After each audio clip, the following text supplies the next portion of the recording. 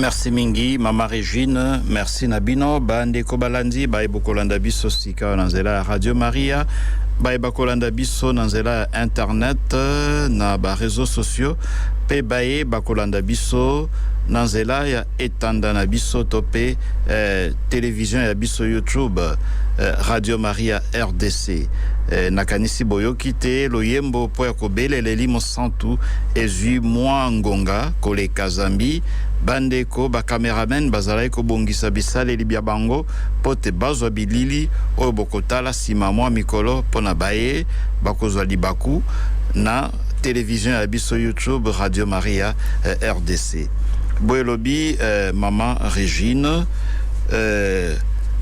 to sepelaki lobi loleki eyenga ya mbuta ya Yezu olikolo wakati Eklezia Santo Katoliko mikolo tuku ina isima nsekwa ya Yezu mobu na mobu to sepelaka mbuta ya Yezu olikolo zambi soki to tangi buku ya bikela bapostole teni ya yambo molongo mwa misato ekomami te tango Yezu Kristo asekwi alekisi bongo mikolo tuku ina avance pe ya bimeli bapostolo baye kolibaye pote ate ya bango pote asalisa bango bakoka kotongolo na bozindo tina ya nsekwa ya ye yango wana na kati Eklezia Santo Katoliko mobu na mobu sima ya mikolo minei sima ya pasika sima nsekwa ya Yezu tosepelaka bongo eyenga ya mbuta ya Yezu olikolo na lomingo tope yenga ya mbuta ya Yezu olikolo mama Eklezia bomo meseno abongiseli biso matangi litangi lia yambo lizwamaki na buku ya bikela ya bapostolo eteni ya yambo molongo mwa yambo kino mwazomi na moko litangi lia ibale lizwamaki na mokanda mwa Santo Polo ona ba Kristo ba Efeze eteni ya yambo molongo mwazomi na sambo kino tukuibale na misato pesangwelamu lizwamaki na Santo Mateo eteni ya tukuibale na mwambe molongo mwazomi na motoba kino tukuibale tolanda sika na bokebi penza sangwelamu eye ezwami na Santo Mateo bayekoli zomi na moko bakeyo Galilea ongomba eye Yezu alakisaki bango tango bamoni ye banso bakumbameli ye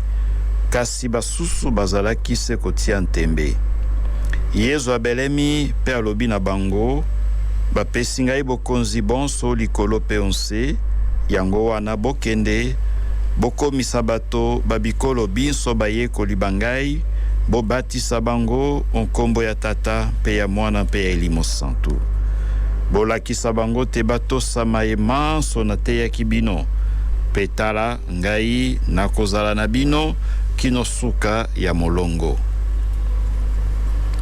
bandeko balandi bolandi na bokebi penza maye Yezu akoyebisa bayekoli baye na bokuta ni basuka ya mbote abuta olikolo eyenga ya mbuta ya Yezu olikolo ekotalisa biso makambo ebele penza na kosuka se na makambo mane ya liboso Yezu asukisi eteni yoko ya motuya ya mosala moye avance abotamaki na ngondo Maria akoli avance abandi mosala moye sima bokuli batisi mo epai ya Yohane Mobatisi atei bato abikisi bato asali makamu isindenge na ndenge ayoki malozi awe asekwi pesima asekwa abimeli bapostolo baye mikolo tukuinei na suka penza ye wana buti olikolo wana likambo liboso penza asilisi eteni ya motuya ya mosala moye avance pe azonge pa ya Tata likambo mibale awakei pa ya Tata pesi lokumu afandisi ongwende oloboko la ela mobali lokola te boyelobi Yezu yemei na sangwelamu Tata pesi bokonzi bonso olikolo pe onse elingi koloba te mokili moye ezali mokili ya Nzambe moto apesi biso tokonza yango apesi biso pote tobongisa yango kasi ezali mokili mwa biso te moto nyonso na se asengeli koyeba te Nzambe aleki ye moto aleki Nzambe na se oyo azali te zambi boye komami na litangi lia ibale Ephésiens 1 de 17 à 23 soki botangi litangi liango pe botongoli bokomono te nguya inso izwami avance bato banso bazwami aonse biye tokomono na biye tokomono te, nguya o tokomono na nguya tokomono te, puissance visible et invisible nyonso ezali na se ya makolo ma Yesu Kristu. Yango wana tolobi te liloba lia suka na molongo ekouta epai ya Nzambe epai ya bato te. Moto akoki kozala na makanisi mai ndenge alingi, mbele pe akoki kokana kosala moninga mabe, kobebisa molongo ndenge alingi, kasi ayeba te Nzambe nde moto azali na liloba lia suka.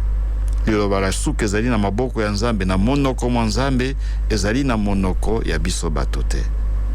Yango wana kobanga te. Zala na elikia mokonzi alobi te ye alongi molongo, mokonzi alobi te liloba lia Nzambe elobi te batie ye penza bapesi ye bokonzi o likolo mpe onse, lokola te tomitiko maboko maye Zambi moto akokonza molongo moye ezali Nzambe. Kobanga te. Mbele bato ya mokili bakomenase, bato ya mokili bakoloba te tokotala, bato ya mokili makanisi mabe, mbele balingi soki koboma bato ebele to soki ndenge nini, kobanga eloko te. Zambi mokili ezali ya Nzambe. Na kati ya losambo mokolo na mokolo kobonzela molongo maboko ma Nzambe, o maboko ma Yesu Kristo oyo azwi nguya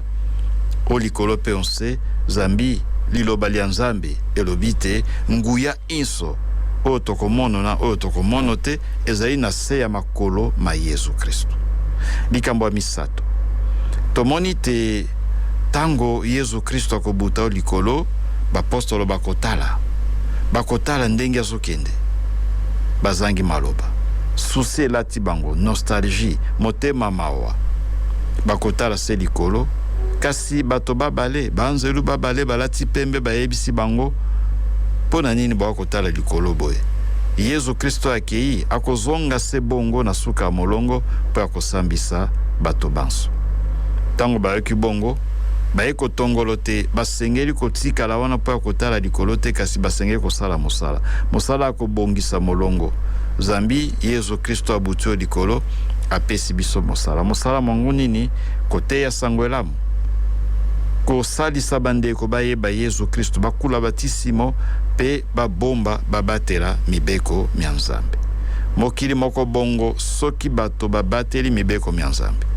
mokili moko bongo soki tokokisi sango elamu, kotonga mokili nde yango wana, lokola te kokokisa sango elamu, kobatela liloba lia Nzambe, kobanga Nzambe,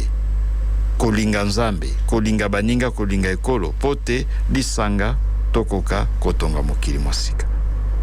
Likambo suka penza,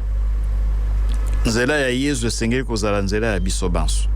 Lokola ye abutio likolo atalisi biso te moto nyonso na se soki oyambi Yesu Kristo na suka bomoi boyo, boko bakoloba te owei, kasi owei te, okozonga epai ya Tata, lokola pe Yesu Kristo azonga epai ya Tata. Yesu azonga epai ya Tata alakisi nzela te biso banso baeto yambi ye na suka bomoi bwa biso tokozonga epai ya Tata. Tokowa te, kasi tokozonga epai ya Tata. Mbele nzoto wei, kasi molimo ekozonga epai ya Tata pote tokota na esengo ya seko. Merci.